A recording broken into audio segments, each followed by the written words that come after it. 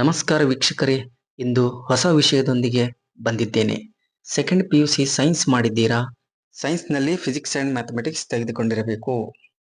ಶೇಕಡ 50% ಪಡೆದವರಾಗಿದ್ದರೆ ಒಂದು ಹೊಸ ಕೋರ್ಸ್ನ ಬಗ್ಗೆ ತಿಳಿಸುತ್ತಿದ್ದೇನೆ. ವಿಮಾನಕ್ಕೆ ಸಂಬಂಧಿಸಿದ ಕೋರ್ಸ್ ಇದಾಗಿರುತ್ತದೆ.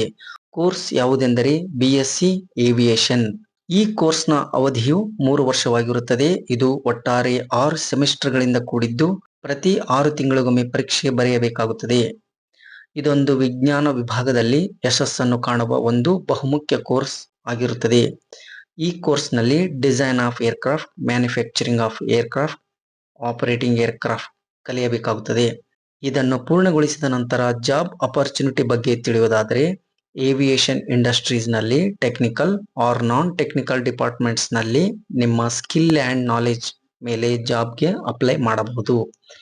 ಹೇಗೆಂದರೆ airport ground handling company, aircraft manufacturing companies, aircraft part manufacturing companies, space sciences centres, MROs ಅಂದರೆ maintenance, repair and overhaul organisation, flying clubs, college or university, domestic or international airlines and civil defence forces.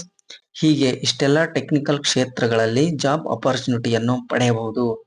ಅದಲ್ಲದೆ flight engineer, aviation line engineer, flight attendant, air hostess, airport ground staff, airport manager, ramp handling agent, cargo agent, flight operator, ticketing or reservation agent, airline customer service agent, teacher, lecturer, professor ಈ ಎಲ್ಲ ಕ್ಷೇತ್ರಗಳಲ್ಲಿ job ಮಾಡುವ ಅವಕಾಶವಿರುತ್ತದೆ.